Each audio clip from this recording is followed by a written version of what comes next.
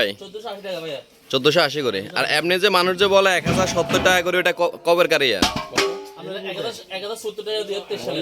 23 সালে। তাহলে ফোন দাইতে রে মোবাইল নেট থাকলে দিকে দেন। আচ্ছা, তাহলে এই যে মানুষ যে গুজব ছড়াচ্ছে, আপনারা দেখেন ফেসবুকে প্রতিনিয়ত মানুষ বলতেছে 1070 টাকা করে গ্যাস বিক্রি হচ্ছে। আপনারা দেখতেছেন যে এটা কোন কোম্পানি? জি ভাই, আপনার কথা ঠিক আছে, কিন্তু আমাদেরকে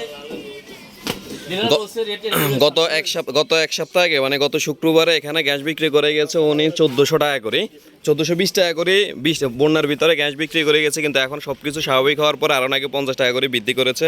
আপনারা দেখতেছেন এই যে গ্যাস নিয়ে চরইতে ইউনিয়নে 7 নম্বর ওয়ার্ডে গ্যাস বিক্রি করার জন্য তারা গাড়ি নিয়ে আসছে। আমরা গত এক সপ্তাহ আগে আপনাদেরকে যে ভিডিওটা দেখাইছিলাম, সেটাও এই স্থান থেকে দেখেছি। এক ডিলারে বলেছিল যে উনি 1420 টাকা করে, সর্বোচ্চ 1420 টাকা করে বিক্রি করতে পারে। এখন নাকি গ্যাস আরও বেড়ে গেছে। আমরা ওই পোস্টটা করার পর থেকে অনেকে আসলে পোস্ট করেছেন যে আপনারা যে 1070 টাকা করে নাকি সরকার নির্ধারণ করেছে, এরকম কোনো সার্কুলার বা এরকম কোনো কিছু হয়নি। ওনারা বলতেছে এগুলা সম্পূর্ণ অপপ্রচার। আসলে সরকারের পক্ষ থেকে কোনো গ্যাসের দাম কমায়নি।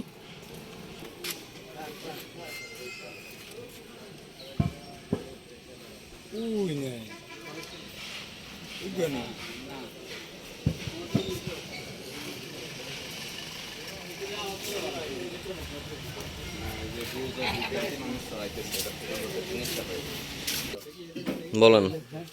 এই দেশে গ্যাস উৎপাদন হয়, অথচ এই দেশে যদি গ্যাসের দাম বাড়তি হয় তাহলে আমরা কি করবো? আমরা তো নিজের জনগণ, আমরা সরকারের কাছে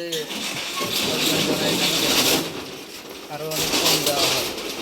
মানে আপনারা সবাই জানেন যে গ্যাসের দাম কমছে 1 তারিখ থেকে, কিন্তু মূলত দোকান বা আপনারা যে কোনো হাউসে দেখতে পারেন ওনারা আরও 50 টাকা করে বৃদ্ধি করে দিয়েছে। এগুলো সম্পূর্ণ আসলে ফেক নিউজ।